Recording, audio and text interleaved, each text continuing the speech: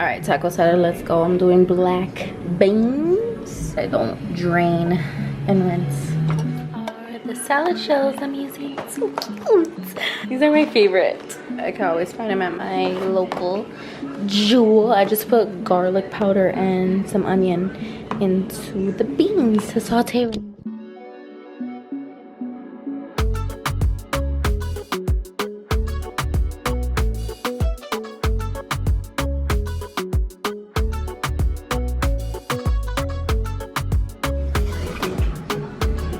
Okay, so I have my shells ready and my beans, and then right now my pan is heating up because yesterday I grilled chicken, and I'm just gonna chop it up real quick so I can, I guess, warm it up with a little bit more olive oil, something so it ain't dry.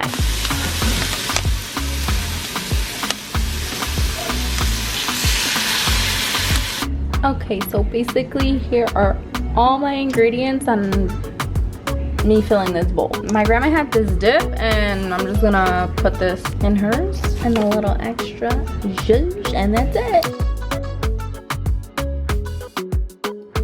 Okay, here's my taco salad. How am I gonna go at this thing? I'll break it right here.